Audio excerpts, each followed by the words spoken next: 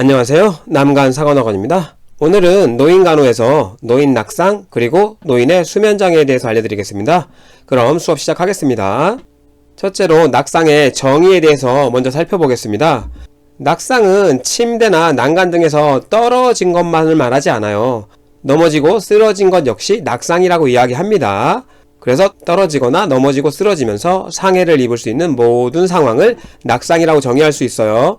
그럼 노인에서는 당연히 낙상이 많이 일어날 수밖에 없죠. 우선 운동 능력이 감소돼 있고 판단력, 기억력이 감소돼 있고 이런 연유로 인해서 위험을 잘 회피하지 못하겠죠. 그리고 저혈압이나 저혈당, 근골격계 질환 등으로 역시 낙상사고가 빈번히 발생할 수 있죠. 주요 원인입니다.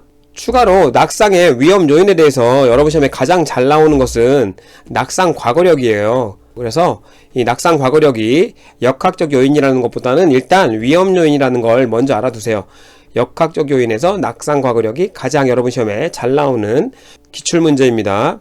그 외로 고령, 정신기능장애, 근골격계 기능장애, 감각상실, 그리고 기능적으로 의존하게 되는 것 역시 역학적 요인에 들어가죠. 상황적 요인으로는 전신쇠약, 수면부족, 혼돈, 약물남용, 하지운동성 저하, 실금, 빈뇨, 우울 등 역시 낙상의 위험 요인이 되고요. 특히 여러분 시험에는 이 빈뇨와 관련해서 시험에 좀 나올 수 있어요. 저녁이 늦으면 수분 섭취를 제한해야죠. 왜냐하면 밤에 일어나서 소변 들어가면서 낙상의 위험이 증가하기 때문에요. 그리고 세 번째, 공학적 요인으로는 휠체어를 사용하거나 하지 기능에 장애가 있거나 근력 저하, 보행 및 균형에 장애를 동반하고 있고 보행 보조도구를 사용하면서 역시나 넘어질 확률이 올라가겠죠. 환경적 요인으로는 미끄러운 바닥면, 바닥에 노출된 코드와 전선, 불충분한 조명, 이동하기 불편한 높이의 시설이나 기구 등, 그래서 이런 환경적 요인을 개선하는 것도 여러분 시험에 좀 나올 수 있겠죠. 그래서 미끄러운 바닥면에 미끄럽지 않도록 한다든지 코드와 전선을 잘 정리한다든지 불충분한 조명 때문에 간접 조명을 밤에 켜둔다는 등 시험 문제에 나올 수 있습니다.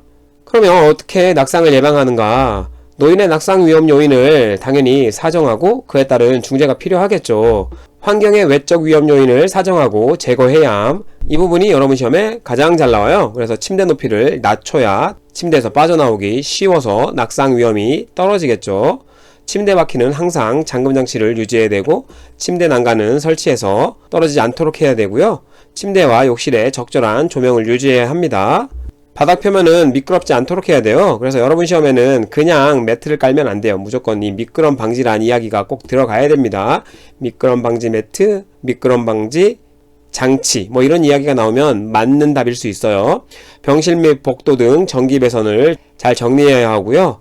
보호 패드를 위험한 곳에 부착할 수 있고 필요하다면 호출기를 누를 수 있도록 호출기도 준비해주면 좋겠죠. 뒷급이 낮고 미끄럽지 않은 신발을 착용하는 것이 좋고요. 규칙적인 운동으로 근력을 향상시키면 당연히 낙상을 예방할 수 있겠죠. 천천히 움직이며 보행기, 지팡이 등 보조기구를 잘 사용하는 것 역시 낙상을 예방할 수 있는 방법입니다. 마지막으로 낙상 방지 교육은 환자와 보호자 모두에게 필요하기 때문에 둘 다에게 적절한 교육을 제공해야 된다는 내용도 여러분 시험에 나온 적이 있기 때문에 조금 더 눈여겨보시면 좋을 것 같아요.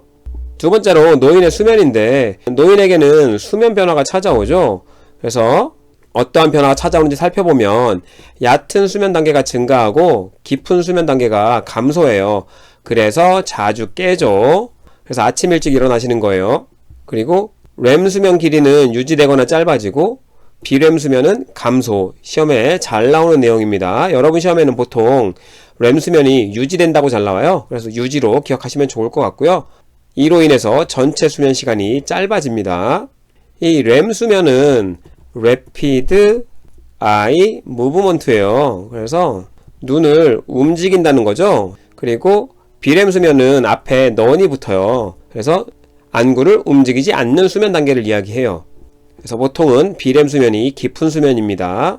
노인에게 빈번한 수면 장애로는 수면 무호흡증이 있고요. 불면증, 불안정 하지 증후군 등이 있을 수 있어서 잠을 잘 못 이룬다는 거죠. 불안정 하지 증후군을 쉽게 설명해 드리면 하지의 감각이 되게 불편해서 다리를 자꾸 움직이려고 하는 거예요. 그러다 보니까 당연히 수면에 방해가 되겠죠. 그러면 여러분 시험에 잘 나오는 렘 수면, 비렘 수면에 대해서 조금 더 디테일하게 알려드리면, 우선 이 표를 보면서 설명드리면, 렘 수면에서 시작해서 비렘 수면으로 4단계까지 갔다가 다시 서서히 깨고 다시 이게 반복돼요. 이 한 사이클이 보통 1시간 반에서 2시간 사이클을 그립니다. 그래서 총 4번에서 5번 정도의 사이클을 돌게 되면 수면 시간은 보통 6시간에서 대략 10시간 정도 되는 거죠. 이제 렘 수면 먼저 알아보면, 호흡이 불규칙하고 맥박도 빠르거나 불규칙, 혈압의 변화가 보이는 단계인데, 지금 잠이 들락말락하는 상태라고 생각하시면 쉽게 이해가 되실 거고요. 이 단계가 안구를 움직이는 단계라고 알려드렸어요. 그래서 약간의 안면의 경련 같은 것도 굉장히 작게 일어날 수 있는 수면 단계를 렘 수면이라고 합니다. 이 렘 수면은 꿈을 꾸는 가수면 단계예요. 그래서 여러분 시험에 꿈을 꾼다는 내용 시험에 좀 나올 수 있기 때문에 기억해 두시고, 약간의 경련 같은 근육의 움직임을 보일 수 있어요. 비렘 수면 1단계는 수면이 시작되는 단계로서 굉장히 쉽게 깰 수 있어요. 그래서 굉장히 짧게 지속된다는 거고요. 비렘 수면 2단계는 잠이 들기 시작하는 가벼운 수면 단계로 역시나 비교적 쉽게 깨울 수 있긴 한데, 비렘 수면보다는 조금 깊은 수면 단계라고 생각하시면 됩니다.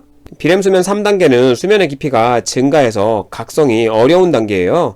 이때 신체 회복이 이루어진다고 하고요. 보통 10에서 20분 정도 이 단계에서 수면을 한다고 합니다. 그리고 마지막 비렘 수면 4단계는 가장 깊은 수면 단계예요. 그래서 델타파가 나올 수 있다는 것도 여러분 시험에 좀 나왔던 적이 있고요. 이때는 신체가 가장 회복하기 좋은 시기이기 때문에 맥박, 호흡, 혈압 등이 다 감소해요. 그리고 역시나 근육이 이완되는 단계입니다. 이 비렘 수면 4단계 역시 10에서 20분 정도 지속될 수 있고요. 3, 4단계가 모두 깊은 수면 단계예요. 그래서 어떤 책들은 3단계에서도 델타파가 나올 수 있다고 이야기하는 책도 있습니다. 신체의 회복이 이루어지는 시기라는 거죠. 신체 회복. 그리고 렘 수면은 정신이 회복하는 시기라고 이야기를 해요. 여러분 시험에 이런 내용이 잘 나오진 않지만 알고 계셔서 나쁠 건 없잖아요.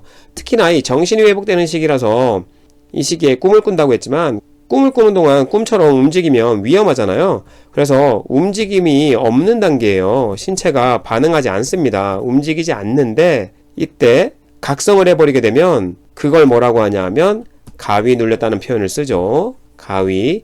여러분 시험에는 나오진 않지만 렘 수면 단계에서 가위가 눌립니다. 그리고 비렘 수면 단계에서는 특히나 4단계에 목류병 현상이 나타날 수 있다는 거 시험에 좀 나와요. 원래는 깊은 수면이라서 전혀 자기가 뭘 하고 있는지 모르지만 이 시기에 스스로 움직여서 신체 활동을 하는 것을 목유병이라고 하잖아요. 그래서 비렘 수면 4단계에 나올 수 있다는 거 시험에 가끔 나왔었기 때문에 같이 암기해 두시면 좋을 것 같습니다. 노인의 수면 간호에 대해서 알아보면, 규칙적이고 적절한 양의 운동은 밤에 잘 주무시게끔 도움을 줄 수 있고요. 낮잠은 10분, 20분 이내로 짧게 유지해야 합니다. 여러분 시험에 30분 이상 자게 한다 그러면 오답이에요. 왜? 밤에 못 주무시죠. 너무 많이 주무시게 되면. 밤에 잠을 잘 자지 못하더라도 일정한 기상 시간을 유지한다는 것도 여러분 시험에 좀 나왔던 적이 있고요. 침실 조도를 낮춰줘서 환경 자극을 최소화하고 취침 전 화장실을 다녀오게 해서 밤에 혹시라도 일어나서 수면을 방해하는 일이 없도록 하는 것도 수면 간호에 도움이 되겠죠. 그리고 배가 고파 잠을 못 잘 경우에는 간단한 먹거리를 제공한다고 해서 여러분 시험에 종종 따뜻한 우유가 시험에 나올 수 있어요. 과도한 카페인이나 알코올, 담배 등은 수면을 방해하기 때문에 당연히 제한해야 하고요. 마지막으로 밤에 수분 섭취와 운동을 제한해야 합니다. 수분은 아까도 말씀드렸지만 소변 누러 가면서 잠이 깰 수 있고요. 운동을 하게 되면 아드레날린 호르몬이 자극되면서 수면에 방해를 줄 수 있어요. 역시나 여러분 시험에 종종 나왔던 부분이기 때문에 노인의 수면 간호 조금 더 주의 깊게 살펴주시면 좋을 것 같습니다. 오늘 제가 준비한 영상은 여기까지고요. 시청해주셔서 감사합니다.